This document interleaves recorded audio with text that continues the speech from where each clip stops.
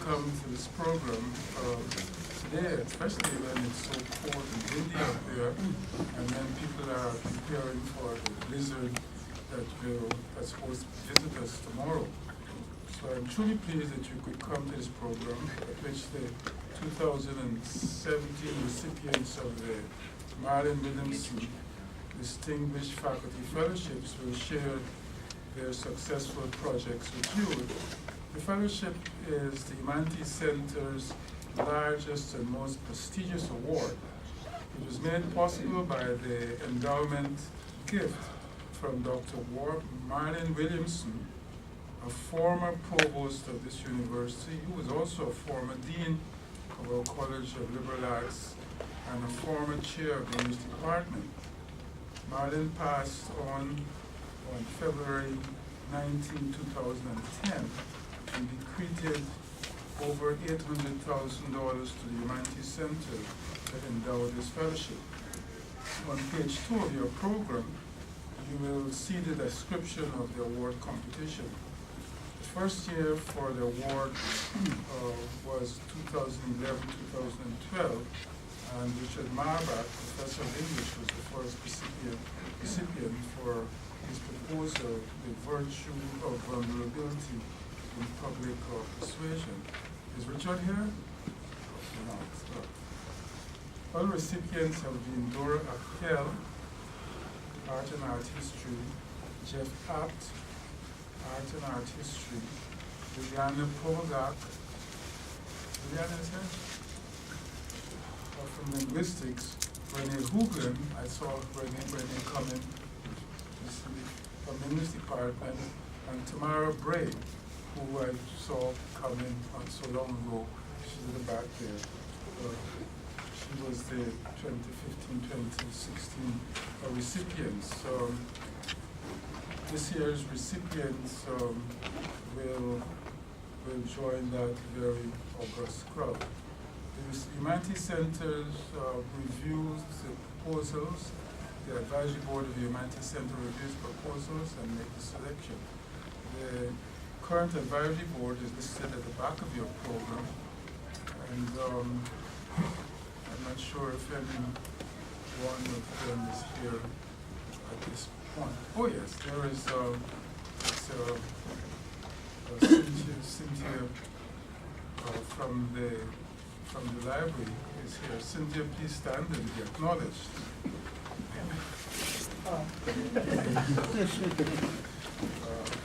For making this selection.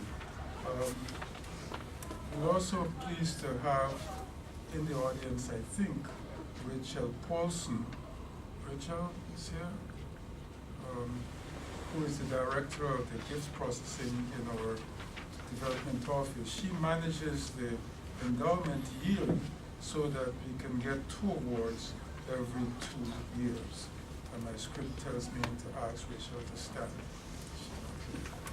This year's lectures will be given by Professors Jaime Goodrich and Jonathan Flatley, both of the English department. These scholars submitted truly outstanding proposals that outdistanced the other submissions.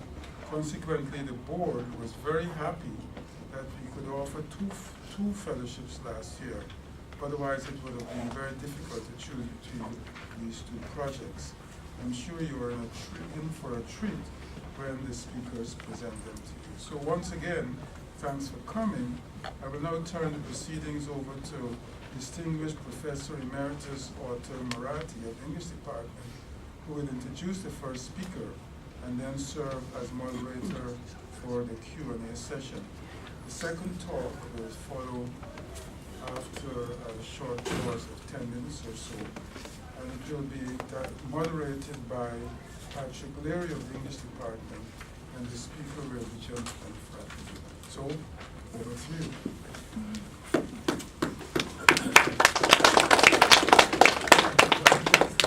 Thank you, Walter. It's my pleasure to introduce Professor Jaime Goodrich of the English Department, who will present a lecture drawn from the work on her second book, which is entitled Writing Habits, God, Text, and Community in English Benedictine Convents, 1600 to to 1800.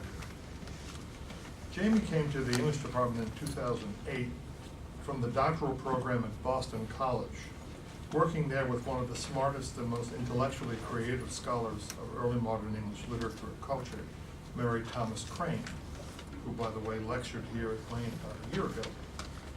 Having done an undergraduate degree in classics at Smith College, excellent preparation for her current specialization, Jaime did a groundbreaking dissertation on female translators, whose scope she subsequently expanded for her first book, entitled Faithful Translators, Authorship, Gender, and Religion in Early Modern England, published by Northwestern University Press in 2014. There's an irony in Jaime's having been given an award established by Marilyn Williamson, whose book, Raising Their Voices, British Women Writers 1650 to 1750, pointedly avoided women's religious writing. Taking the feminist project of recovering writing by neglected women writers of early modern period, Jaime first concentrated on women who translated religious texts, pointing out their subtle but intellectually astute ways of using this activity for political and social interventions in their contemporary worlds. More recently, in her articles, book chapters, translations, and edited texts, she has functioned as an archive rat, exploring the largely unexplored exile world of English convents, unearthing documents that demonstrate the intellectual versatility and religious determination of English nuns and the importance of this Catholic subculture. Jaime's scholarship is absolutely first-rate. She's published in the best journals in the field, one year winning a prize for the best article in the 16th Century Journal. She was elected to the editorial council of the Renaissance English Text Society. She was awarded a Fulbright Fellowship to the University of Sheffield to allow her to continue her archival research. She's the newly appointed editor of the journal Criticism. With regard to her teaching, she received the President's Award for Excellence in Teaching. She also was the principal investigator and an NIH grant for teaching Shakespeare to undergraduates. Almost single-handedly, she established the English Majors Club, an institution germinated in a course taught on John Milton. She has directed and currently is directing a large number of doctoral dissertations and MA essays. Jaime is a brilliant and innovative scholar, a superb teacher, a wonderful department colleague. She's just the kind of person I'm sure Marilyn Williamson envisioned in setting up the fellowship award Jaime received. Using the title of her in-progress book, her lecture today is Writing Habits, God Texts, and Community in English Benedictine Convents, 1600 to 1800. Please welcome Jaime Goodrich.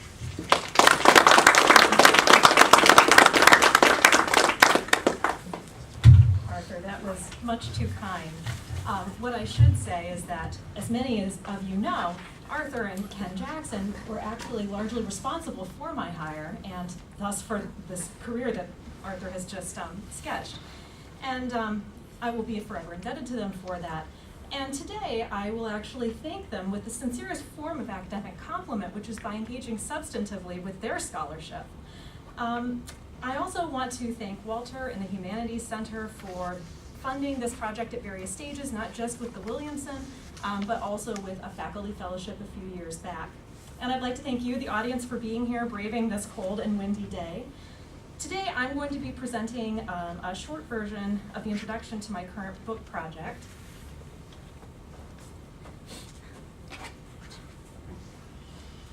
Which is entitled Writing Habits, as Arthur has said.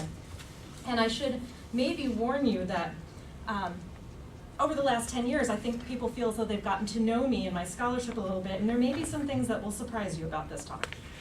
So I'd like to start with the two epigraphs to this introduction. And one of them is actually a song, so I'm just going to go ahead and play a clip from it in a moment. The second one I'll start with, and then we'll go to the first one. I find myself most drawn and moved to that prayer which tends to a unity without adhering to any particular image or creature, but seeking only for that one thing which our Savior said to be necessary and which contains all things itself, according to that saying, unum sit mihi totum, id est omnia in omnibus, Let one thing be the sole thing which I seek after and all in all. That's Catherine Gascoigne in 1633. And here we have prints from 1984.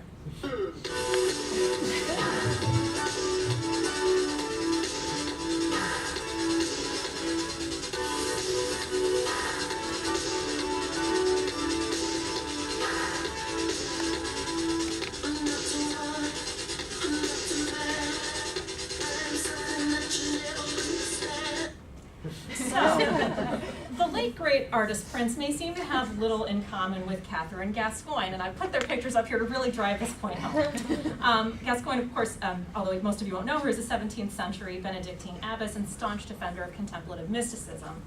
However, the two express a similar attitude toward God, that the divine is incomprehensible, beyond woman or man, image or creature. These epigraphs illustrate an essential crux within the Judeo-Christian tradition, the inscrutability of God, who is unknowable and thus the ultimate other. I open with this potentially startling juxtaposition to suggest that the writings of early modern Benedictine nuns hold great relevance for any understanding of how believers, past or present, seek to access God. This claim may be all the more provocative given the critical marginalization of these women. 17th and 18th century English Benedictines opted to withdraw from mainstream society and join convents on the continent, where they could pursue a cloistered life that was unavailable to them in their native country. Exile did not necessarily mean complete removal from political or public life. Yet while these women remained engaged with English culture and produced a substantial body of writings, they have only recently begun to receive serious critical treatment in their own right. Writing habits contributes to this growing interest in the lives and writings of post-Reformation English nuns by analyzing the corpus of texts produced by and for 6 Benedictine communities between 1600 and 1800. In its attention to the textual traces of collective religious experience, this monograph reconstructs how Benedictine writers sought the divine through participation in various forms of community.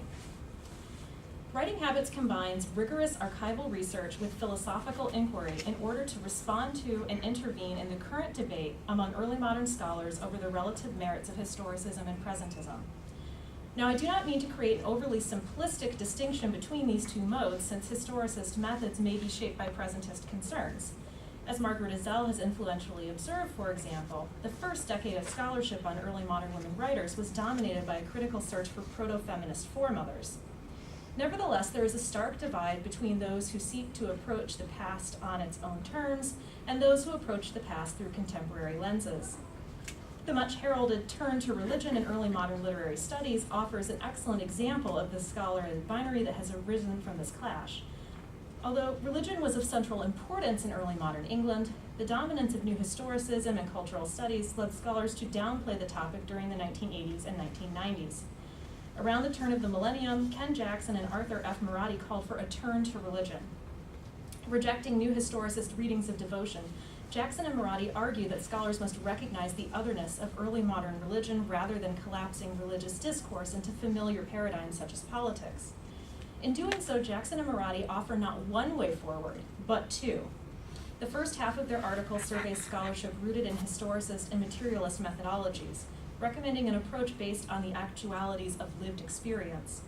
The second part turns to Continental Philosophy, via Emmanuel Levinas's views on alterity, to contend that the new historicist obsession with otherness is informed by the ethical encounter between the ego and the other. From the moment that the term turn to religion was coined then, the field that it designated was bifurcated. Since 2004, the turn to religion has continued to develop along these two parallel tracks of historicism and philosophy. In their 2011 collection, Shakespeare and Religion, Jackson and Marotti supply a thumbnail sketch of these divergent approaches while explaining their decision to divide the volume into two parts. The first is on historical analyses of the religious material in the plays, the second on postmodern theological, ethical, and philosophical interpretation of the dramas. Those scholars who attempt to situate Shakespeare's plays within their immediate historical context usually attempt to use the religious and philosophical vocabularies of the time. Those who use modern philosophy and postmodern theology to interpret Shakespeare attempt to use Shakespearean text to think through issues that have contemporary urgency. Although Jackson and Marotti quickly note that both camps reach similar conclusions about Shakespeare, the differences are even more striking outside of the common ground of Shakespeare studies. As shown by Maradi's 2005 monograph, Religious Ideology and Cultural Fantasy, scholars who employ historicist, materialist methodologies often turn to non-dramatic and non-canonical texts, such as devotional treatises and martyrologies. Drama has proved fertile ground for scholars interested in philosophy, phenomenology, and political theology, as illustrated by Jackson's 2015 monograph, Shakespeare and Abraham. A cursory survey of recent scholarship on early modern women's religious writings offers further evidence of this critical disconnect. Historicist and materialist methodologies dominate this subfield, while philosophical approaches have not made a discernible mark. Despite their shared interest in the topic of early modern religion, these two schools of criticism are rarely in conversation with one another. Writing Habits bridges this scholarly gap in the turn to religion by analyzing the textual production of early modern English Benedictine cloisters on the continent from both a historicist and philosophical perspective. This book seeks to demonstrate the benefit of approaching non-dramatic and non-canonical material through philosophy. At the same time, it counterbalances the scholarly emphasis on Derrida and Levinas within the philosophical turn to religion by drawing on Martin Buber, a key influence on Levinas. Buber's theory of the I-thou relationship, or as his most recent translator renders it, I-you, is discussed at length in his important book, I and Thou, and it offers a new paradigm for exploring the communal nature of monastic life. Buber contends that when we take an I-it, or an I-he, or an I-she perspective toward a particular being or object, we focus primarily on utilitarian experience. As a result, we view both people and things as objects that are of service to us. The I-you or I-thou perspective, however, is based on the world of relation rather than experience. An I-you dynamic requires a moment of encounter in which the individual recognizes the fundamental otherness of something or someone else, viewing the other on a purely subjective level. As Buber puts it, when I confront a human being as my you and speak the basic word I-you to him, then he is no thing among things, nor does he consist of things. He is no longer he or she, he is you and fills the firmament. While these glimpses of the other as a you are fleeting because every you must inevitably become an it at some point, such transitory moments allow access to the divine. As Buber says, through everything that becomes present to us, we gaze toward the train of the eternal you. So for Buber, then, the existential nature of life is bound up in dialogic relations between human beings that point toward God. This understanding of interpersonal relations serves as the foundation for Buber's views of community, which must be distinguished from collectivity. As he explains, collectivity is not a binding but a bundling together, individuals packed together. But community, growing community, is the being no longer side by side, but with one another of a multitude of persons. And this multitude, though it also moves towards one goal, yet experiences everywhere a turning to, a dynamic facing of the other, a flowing from I to thou. Through this allusion to the I-you perspective, Buber suggests that community happens when people are brought into relation with one another through their connection with God. He says true community does not come into being because people have feelings for each other. A community is built upon a living, reciprocal relationship, but the builder is the living, active center. This view of God as the builder of community reveals that Buberian community is derived from each person's relation with God. Men's relations to their true you, being radii that lead from all eye points to the center, create a circle. Not the periphery, not the community comes first, but the radii, the common relation to the center. For Buber, community is thus an essentially religious phenomenon. These ideas of community translate easily to the monastery, which is by nature a space centered on God. Buber himself identifies Christian monasticism as one example of genuine community, saying, "The early Christians went into the desert so as to have no community except that with God. But it was shown to them that God does not will that man be alone with him, and above the holy impotence of solitude grew the brotherly order." Finally, overstepping the realm of Benedict, Francis established the bond with the creatures. As representatives of this realm of Benedict, early modern English Benedictine nuns offer a thought-provoking case study of how Buberian ideas play out within the lived experiences of religious communities.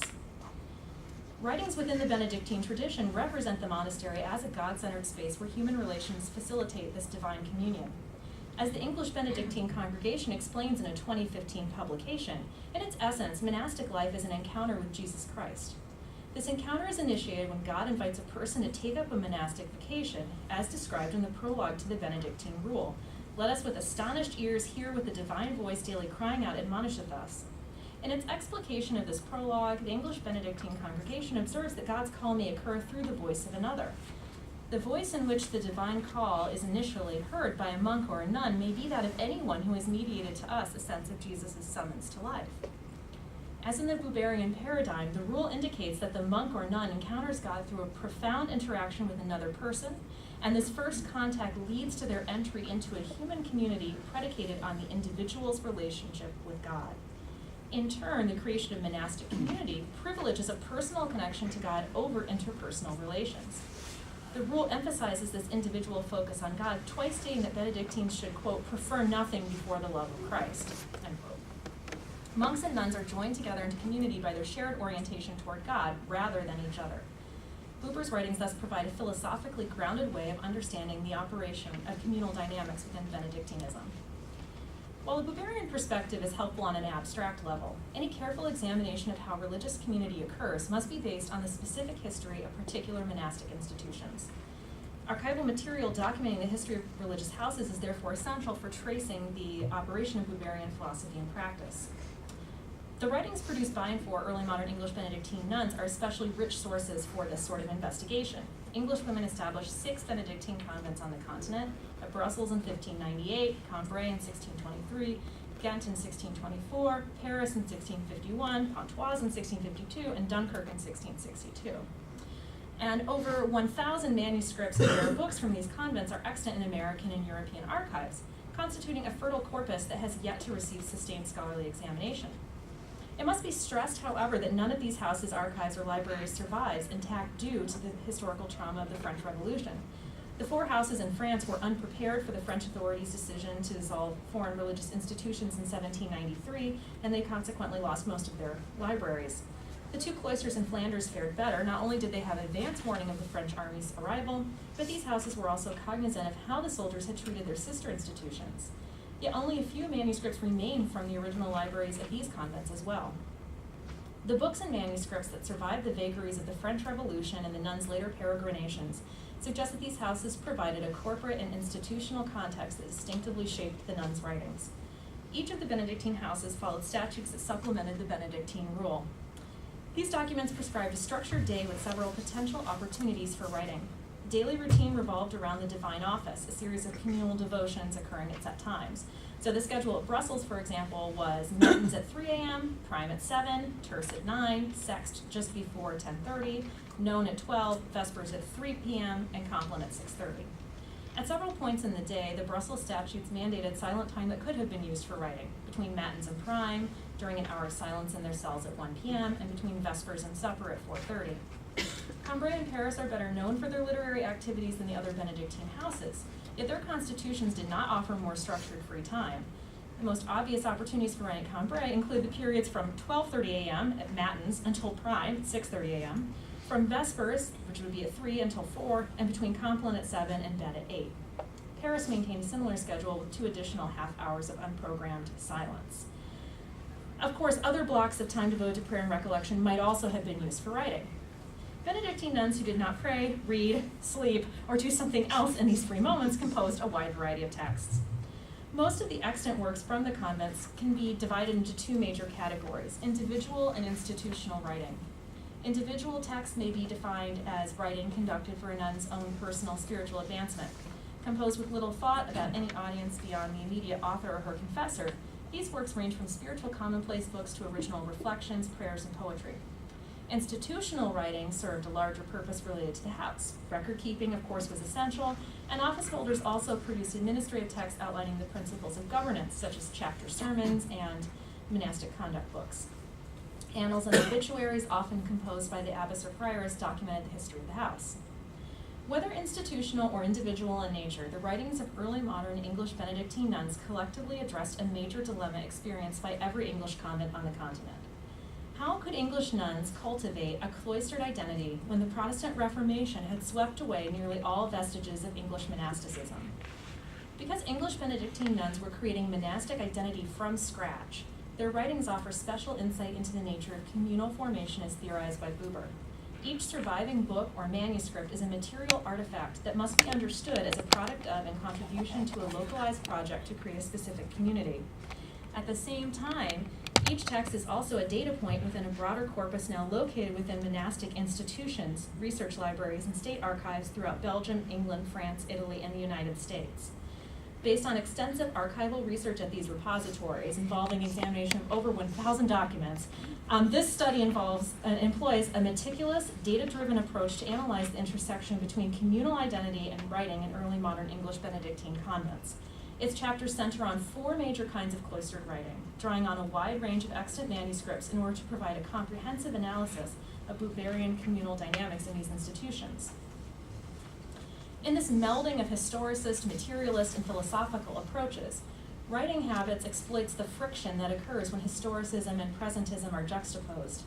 On the one hand, literary scholars will find much in this monograph that is familiar. By analyzing monastic writing and its circulation through lenses such as historicism and textual scholarship, I aim to sketch the distinctive writing habits that arose within the environment of the Benedictine cloister. Each chapter is based on an enumerative bibliography of a particular genre that resulted from substantial archival research. Situating representative works from these bibliographies within their historical context and considering their material features, such as reader's marks and physical format, I seek to understand how textual production and circulation responded to specific aspects of monastic piety. On the other hand, these traditional scholarly modes supply the raw materials for the monograph's presentist analysis of communal formation. Paradigms from the fields of political science and sociology offer an anachronistic but sophisticated terminology that can facilitate a more precise understanding of the creation and daily operation of early modern English Benedictine communities. Meanwhile, the Buberian archetype of God-centered community provides a crucial means of modeling the relational nature of convent life, both the nuns' ties with God and with one another. Perhaps somewhat ironically, from a monastic perspective, this monograph's use of Buber is less objectionable than its focus on text as objects. Benedictine writings have many parallels to Buberian ideas of community, as already demonstrated, yet emphasizing the material text risks privileging the means of cloistered spirituality, the written artifact, over its end, divine union. Writing Habits thus cultivates a Janus-like gaze, looking both backward and forward in order to foment productive tensions between the past and the present, between notions of cultural contingency and transhistorical essentialism, and between the viewpoints of the early modern monastic author and the modern secular scholar that dismantle the binary in the turn to religion and in turn unsettle previous critical assumptions about how best to approach early modern religious writing. A brief analysis of Catherine Gascoigne's description of her prayer will illustrate how this critical approach can be used to recover the communal dynamics of early modern monastic institutions. Gascoigne's preference for negative theology, or the idea that we cannot know God, is evident in this lengthier excerpt from her comments on prayer. I find myself most drawn and moved to that prayer which tends to a unity without adhering to any particular image or creature, but seeking only for that one thing which our Savior said to be necessary and which contains all things itself, according to that saying, unum sit mihi totum, id est omnia in omnibus. And I won't read the rest of the Latin up there, but it's important to know that it's there. Rejecting any anthropomorphization of God, any particular image or creature, Gascoigne shuns human relations in favor of an exclusive focus on one thing that she presents as inherently other, God. This one thing is not equivalent with other things, but rather above all things, much as in Buber's philosophy, the divine exists in a space beyond the it world. The repetitive use of the Latin adjective unus in the longer quote indicates that her orientation is solely toward God, the center of the monastic community. It is only when Gascoigne turns to this divine other and avoids the multiplicity of the it world that she can find spiritual rest. Despite Gascoigne's rejection of creatures, her comments form an intertextual web that reveals how her access to God is grounded in the collective spirituality of the Cambrai convent. Gascoigne hears the voice of God speaking to her through the use of various mediators. Augustine Baker, as Gascoigne's spiritual advisor, served as the primary vehicle for God's call. Her initial sentence in Latin echoes 1 Corinthians 15:28, and Gertrude Moore states that this phrase was given to the house by an unnamed person. And this is a probable reference to Baker because he was known for his short, pithy adjectives. Unum sit mihi totum, id est omnia in omnibus, Moore says. Let one be all to me, that is all in all. This was a posy bestowed on me and my partners by another. Baker himself was responding to Luke 10:42, a passage that has long served as a touchstone for monastic life. When Martha complains to Jesus that Mary is not helping her out with the housework, Jesus responds, Martha, Martha, thou art troubled about many things, but one thing, unum in the Vulgate, is necessary. Mary hath chosen the best part. This simultaneous allusion to Baker and the Bible suggests that Gascoigne is answerable to God rather than other human beings who, like Martha, might fault her sole focus on the divine. Books, of course, offered another medium for hearing God's call, and Baker had encouraged the Cambrai House to read Thomas à Kempis's Soliloquy of the Soul in English translation. The remainder of Gascoigne's Latin passage is borrowed from chapter 12, section 1 of Kempis's Soliloquy. So her turn away from creatures toward God is predicated upon the words of various spiritual authorities that held special currency within her cloister. Gascoigne has stitched these passages together in order to represent her own thoughts. Although the IU dynamic is fleeting and wordless, such intertextual moments preserve its traces by showing Gascoigne's response to God's perceived addresses to her soul. Gascoigne's text in turn became institutionalized as a means for others to access God. She was writing in response to a serious crisis within her house. The accusations made by Francis Hall, the convent's official confessor, that Baker was anti-authoritarian and heretical. 2 monks were assigned to read and approve Baker's voluminous writings. During this perilous time, the house's very identity was in question, as the English Benedictine congregation could have removed Baker's texts and banned further use of his methods. In her role as abbess, Gascoigne composed this description of prayer in order to defend Baker's practices, and the monks validated her stance with an approbation that has been added to 2 copies of the text. This postscript offers material evidence of the text's origins in the Baker controversy, even as it legitimates Gascoigne and Baker as models for achieving union with God. Gascoigne's defense of Baker became foundational for the spiritual identity of Cambrai and its Paris affiliation. The text survives in at least 3 versions, spanning 2 convents and 2 centuries, a 17th century copy from Cambrai and 2 18th century copies from Paris. Gascoigne's intensely personal search for one thing functioned as a textual mediator of God's voice for her successors then. By unfolding the bibliographical, historical, and philosophical layers of monastic texts, this monograph seeks to uncover the vestiges of these communal lives that are focused on this one thing. Its chapters pursue that aim by foregrounding the essential alterity of the cloister. Monastic space is special not because of its separation from the secular sphere, but because of its utter devotion to God. Much as in the convent, God is at the center of this monograph. This arrangement reflects the nature of monastic life as well as a fundamental premise of the turn to religion. A Benedictine nun once lamented to me that an edited collection on early modern convents did not focus on religion.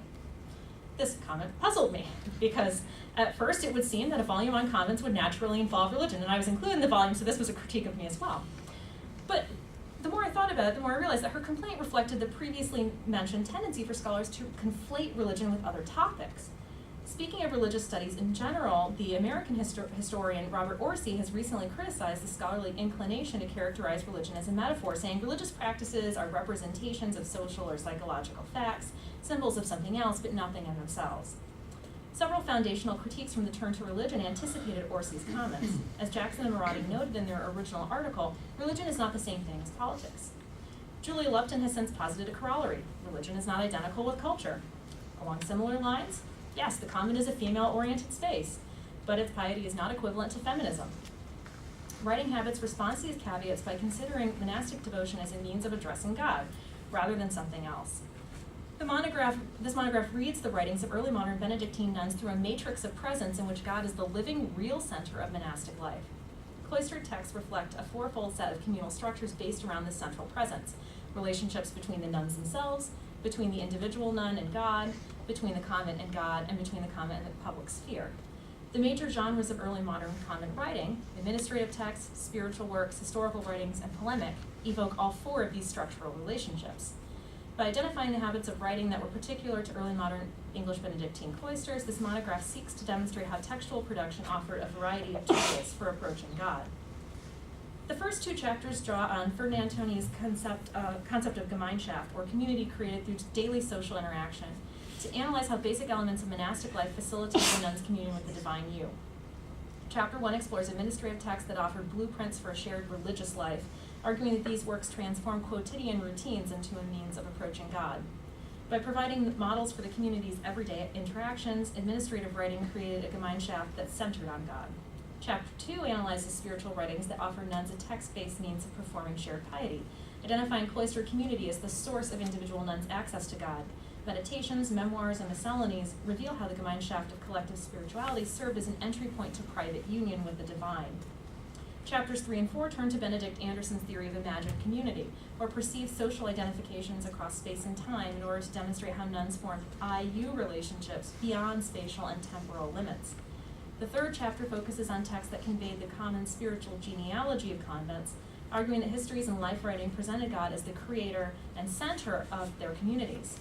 These genres offered a textual framework for understanding a convent's past, inviting nuns to join an imagined community that was comprised of their predecessors and established by God.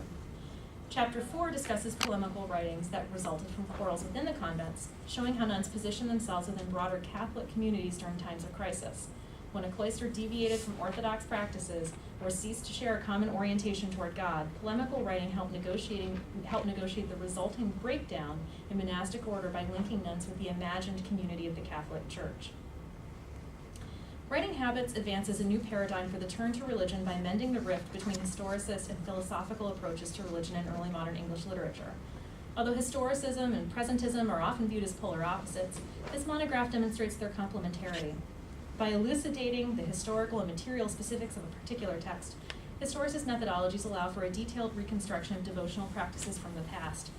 Presentist approaches reveal persistent facets of religious experience that transcend the ages, such as the believer's profound desire to know and access God. When combined, these two critical lenses demonstrate the value of basing existential speculation on the gritty historical details of lived experience. By positing that the material text is an essential starting point for philosophical inquiry, this monograph reveals how early modern English Benedictine nuns used their pens to negotiate the fundamental alterity of the monastery. In its sympathetic attunement to this alterity, Writing Habits also seeks to make a radical intervention in scholarship on early modern literature more broadly. This monograph contributes to the feminist project of recovering previously marginalized works. The texts of early modern nuns, Benedictine and otherwise, deserve a wider audience than they have heretofore received. Yet in attempting to reach this broader readership, Writing Habits rejects the impulse toward integration at play in much feminist scholarship. With a few notable exceptions, early modern women writers remain outside of the traditional literary canon. This ghettoization ensures that female authors are often viewed as a supplement to canonical mainstays. To counteract this tendency, literary critics have often sought to reorient women writers from the margins by exploring the links between their works and those of canonical authors. Yet this approach encourages us to view women writers through the critical paradigms associated with the canon. Writing Habits offers another path forward by consciously eschewing assimilative approaches to early modern women writers. Although I do gesture toward the links between the nuns' writings and the larger world, my focus is on the convent itself. This tactic is not meant to keep these texts in the cloister, but rather to recognize the uniqueness of that space, which is defined by its inhabitants' desire to separate themselves from the secular sphere for the purpose of pursuing their vocations. In doing so, I want to suggest that literary subcultures, such as those found in Benedictine convents, have relevance for our understanding of early modern literature in general. Scholars who read literature philosophically have demonstrated the value of thinking with Shakespeare. Writing Habits asks a simple question: if we can think with Shakespeare, what happens when we think with nuns? That is, what can mainstream literary criticism learn from the cultural and textual margins? In their very distinctiveness, literary subcultures can foster new critical frameworks with broad applications. The methodology advanced in this book could easily be used to analyze texts from other religious communities, such as the household.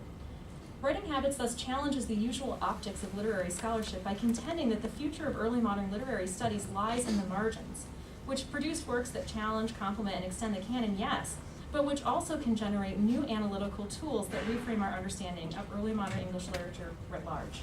Thank you.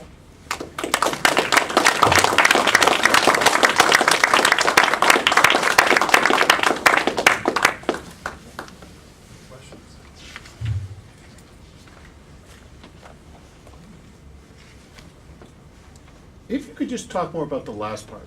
Yeah. This discussion of reading the nuns writing as nuns writing, without trying to translate it into pre-established literary, even early modern avant-garde, in a sense, sort of what's happened. How do you make that argument? How do you make it, for example, to students, which would be actually the first audience, right, to receive that argument? In other words, this is writing that's important. This is writing that is relatable in some way, but you don't have the frame for it. And in fact, the frames that you do have, if you try to put it into those frames, saying reading Donne, reading Shakespeare, whatever, are going to screw everything up anyway.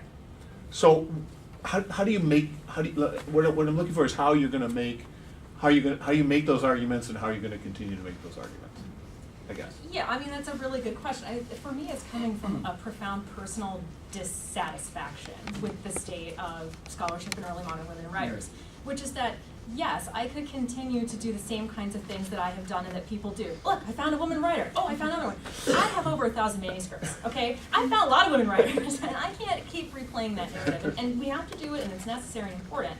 But I think it's overly played out. And the other thing is that, yes, a lot of people are trying to integrate these women in the canon. Jenna Leigh just published a book with Penn that does this, where she tries to read these nuns alongside Donne and Shakespeare and Spencer. And what happens? Donne and Shakespeare and Spencer take over. Right. And there's no space left for these women anymore. And I think it requires us to radically rethink the purpose of writing. That writing, yes, canonical writing is important. We should all appreciate literary masterpieces. Yes, there are a couple of literary masterpieces the Commons created. But there's a lot more writing out there than that. And I think, of course, New Historicism started us down that path.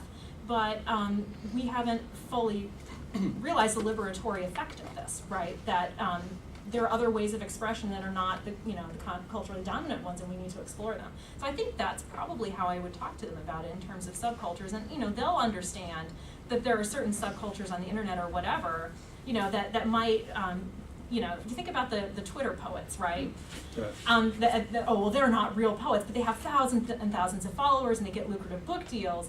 And what's the difference between that and, Seamus Heaney or something like that, right? Somebody who's got an imprimatur of a big press behind him and is a real poet. And I think students will understand that. They understand the subcultures on a really intuitive level. So that's probably how I would start with them. But I mean, for me, it starts from dissatisfaction with these narratives. There has to be something else, because it's a real problem if we keep expecting that we're going to be able to integrate our canon somehow with the mainstream canon.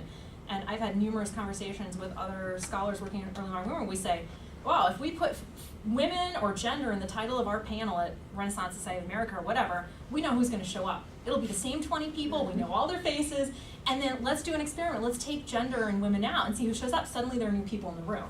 So something is happening, and this is my attempt to kind of restore the balance, to say, well, yeah, okay, if you're a Shakespeare scholar, maybe, yeah, you don't want to read about a bunch of early modern nuns, but maybe a methodology that would come out of studying the nuns would be applicable to you, and you could then, use it. So does that answer your question in any way? Yes. Hopefully. Yes. Simone. I'd like to talk more about your dissatisfaction with the field. I was interested when you said that nuns are not synonymous with feminism, and yet I know you've thought a lot about the feminist stakes of the kind of work that you're doing. So I wonder if you could talk more, you sort of situated your project as emerging as a next step after the kind of 80s and 90s recovery parts of feminism, and yet you also want to be careful not to say that any group of women together are inherently feminist or doing something inherently feminist. So can you talk a little more about where feminism does show up in the project that you're doing? I mean, I think it's inherently feminist in the idea that I'm taking women's writing seriously and a female-oriented space seriously. And there certainly, have been attempts to present these convents as, feminist utopias, but which ignores the fact that, of course, they're subject to male authority of various kinds. You can't, in the convent, you cannot escape from patriarchy. It's still there. So yeah, I mean, I think it's inherently feminist in that way. I think one of the things that I have been trying to do more recently with my scholarship is to push feminist scholars to think in more theoretically informed ways, to push the field in that manner. Like I said, I cannot think of any work on women's writing and religion that has anything to do with the philosophical turn. And in fact, this project in some ways came out of a workshop that Paula McQuaid and I led at the Newberry a few years back, where it was on the turn to religion, so we read Ken and Arthur's article, and Paula and I were talking about saying this has made no effect whatsoever on our field. What's happening here? And so that got the wheels turning for me. Well, why not? And I think the field needs to break away from historicism and materialist stuff, that is important because we are still recovering things and we still need to situate them in their proper context. But can we please do something a little more sophisticated than that and add an additional layer, which is what I'm trying to do in the things that I've been writing of late, is to add that extra layer. Yeah. Isn't the question that sort of hides behind this is a historical distance between that period in art, where a very religious age and a very secular age divides the whole wall of understanding? Yeah, I mean, I think that's true. It's one of the barriers to taking this work seriously, actually, is that, you know, a lot of people would, I mean, it can be hard sometimes in a very secular age to justify talking about religion. You know, people often think that I'm Catholic or a nun, you know, that kind of thing. Or I wanted to be a nun, or I was a nun, or, you know. And I have to be very explicit that none of those things are true. So I mean, I think there are certain assumptions that people make if you work on religion, that you must have, you know, some kind of personal stake in it in that way, that only a Catholic would work on Catholics.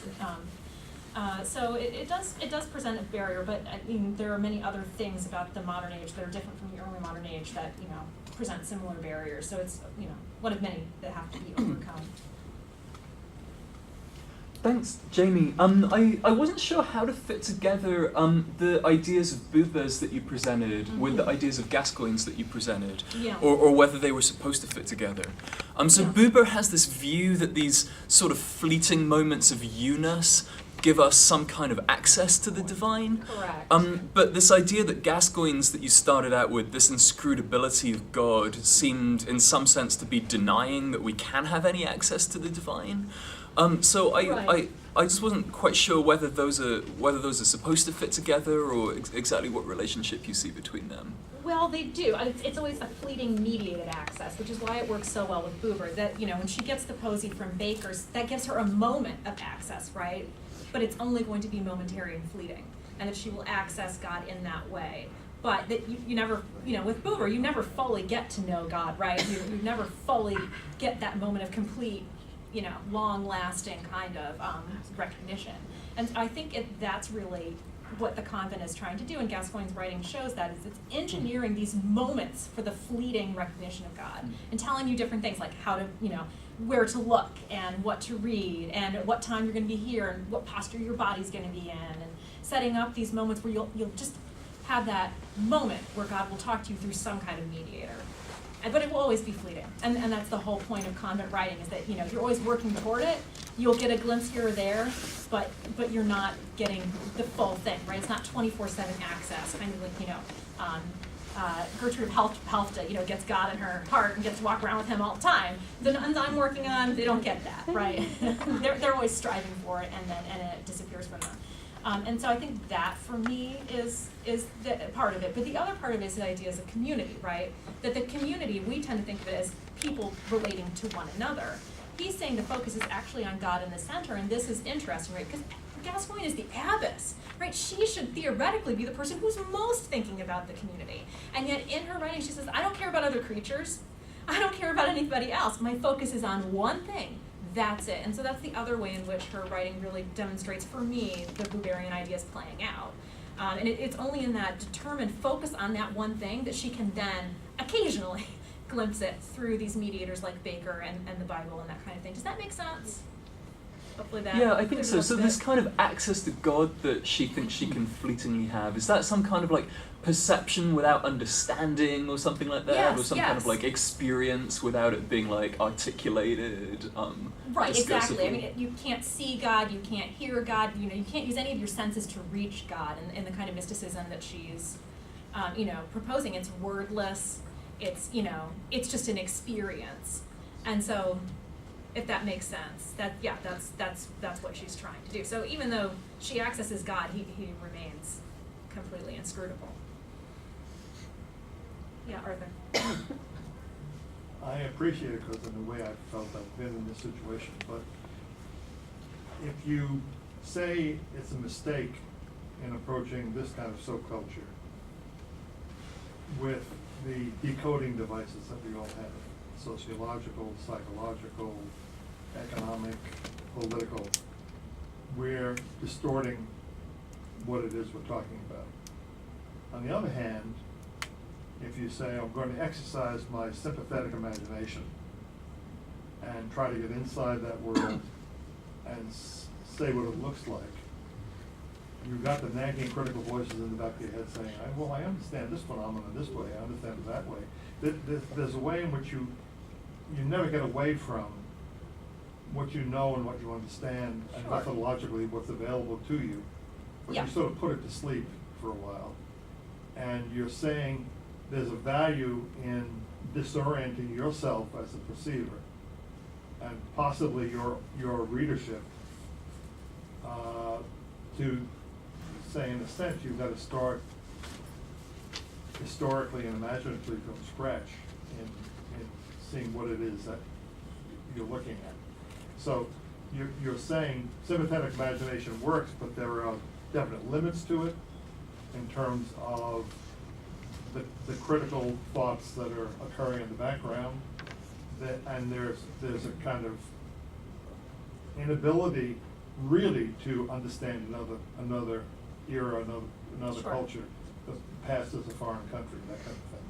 So you're in a very funny kind of unstable, critical position when Yeah. you're doing this kind of work. Yeah, I mean, I've had to welcome the instability, you know. You're right, that of course I can't get away from my present day perspective, and Simone's question about feminism is a good example of that. The whole thing is based on a feminist principle, right? That's why I'm doing this, and it's made possible by that feminist viewpoint. I can't excise that. But the sympathetic attunement, I had to do that because of the materials that I found. I went in there guns a-blazing. I'm gonna find, like everybody does, I'm gonna find the female John Donne lurking in, the Combray cloister. No, there's no female John Donne. The material that I found it didn't match what I thought I was going to find. I couldn't make any sense of it. And the only way to make sense of it was to try to enter the world and say, well, now what's happening here? Because this subculture is so different from what I expect as a literary scholar, so different, that this was the only way I could make sense of it. I couldn't bring in preconceived ideas of literature and impose them on it, because then I would utterly destroy what it was all about. So, it is a delicate, unstable kind of position, but it's a necessary one, I think, for dealing with the material. It requires that, because the material itself forced me out of my comfortable position, right? Like if you had asked me when I started this research, when I began the Fulbright, if I would end up writing this, taking this kind of approach, I would have said, no, are you kidding me? Continental Philosophy, that is Ken's thing. I don't want to touch that with a 10-foot pole. But the material required it of me. It's talking about vocations, it called me to do it. It said, well, your tools are not going to work here. So I had to rethink what kind of tools would work. And that's kind of how I ended up here. Yeah. I know you had your hand up. Oh. Yeah. I was just interested from the peripheries about other kinds of texts that you might have encountered in the monastery, sort of material cultural texts, even though I know that you're positioning yourself very specifically as a literary scholar and looking at writings, but when I think of the Benedictines, I also think of that delicious beverage that you mix with brandy and other kinds of production from monasteries and other kinds of work that take place there. It was really interesting to see those free time segments, but I was sort of wondering about the labor that goes into the non-free time, or whether or not there are other kinds of productions or recipes, Yes. the kinds of things that sort of constitute an entirely different kind of writing, or maybe an entirely different kind of text, and whether you take those into account. Yes, I mean, I found a lot of things like that. Recipe books, there's a great alchemical recipe book with different recipes for paint, all different kinds of paints and colors that you could make, and it had ciphers, and that was quite interesting. There's a lot of liturgical material, which wouldn't really be very surprising, telling them what to do on various days, that kind of thing. You get interesting things. So I'll just go back here and indulge myself. This, this isn't literary. This is an antiphonal, right? So that's not literary. That's actually, what they're using to perform the mass. But, it's interesting because when I went to the convent that's descended from Ghent, they said, oh, we have two important manuscripts. One was a totally standard literary kind of manuscript, and this is our other important manuscript. And I thought, oh, that was one of those moments where it jarred me. And I thought, that's not important from a literary point of view.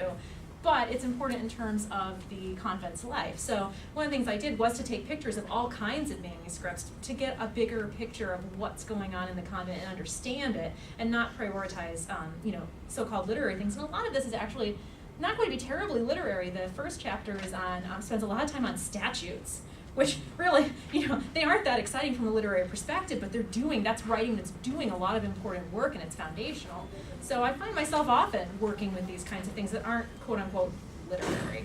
Do they still work with your radii? I mean, I guess I was thinking of the shape that you're describing, and it seems like some things would then fall out of that structure, which leads you to God if their purposes are entirely different, or how they fit in with that.